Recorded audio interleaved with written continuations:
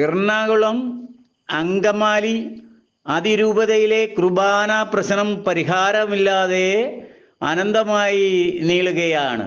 മാർപ്പാപ്പയുടെ വീഡിയോ സന്ദേശത്തെ തുടർന്ന് ഏകീകൃത കുർബാന കർശനമായി നടപ്പാക്കേണ്ടതായിരുന്നു.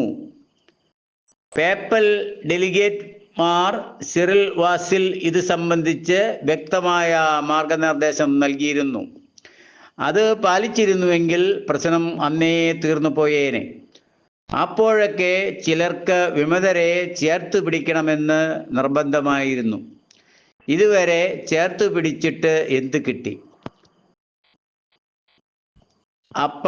അഡ്മിനിസ്ട്രേറ്റർ മാർ ബോസ്കോ ഫലപ്രദമായ ചില നടപടികൾ എടുത്തു.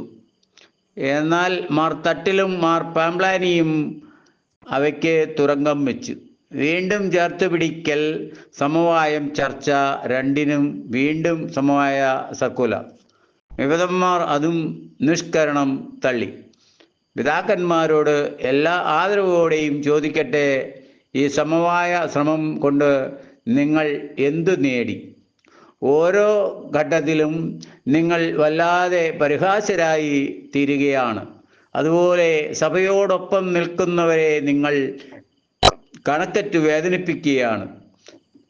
തങ്ങളുടെ ബുദ്ധിമുട്ടുകൾ അറിയിക്കാൻ ചെന്ന ചില വിശ്വാസികളോട് പിതാവ് പറഞ്ഞത്രേ, നിങ്ങളുടെ പക്ഷത്ത് ആളില്ല, എണ്ണം നോക്കിയാണോ ഇക്കാര്യങ്ങളിൽ തീരുമാനം എടുക്കുന്നത്?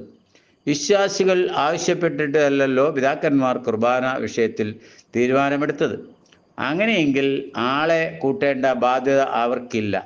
അല്ല, വിശ്വാസികളുടെ എണ്ണം അറിയാൻ പിതാക്കന്മാർക്ക് താല്പര്യമുണ്ടെങ്കിൽ നിഷ്പക്ഷമായ ഏജൻസിയെ കൊണ്ട് ഒരു പഠനം നടത്തുക.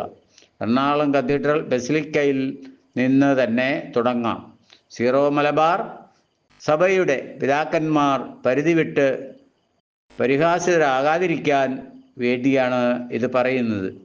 ഒരു നല്ല കാര്യമാണ് നമ്മുടെ ബഹുമാനപ്പെട്ട ജോർജ് വെല്ലിശ്ശേരി നൽകിയിരിക്കുന്നത്.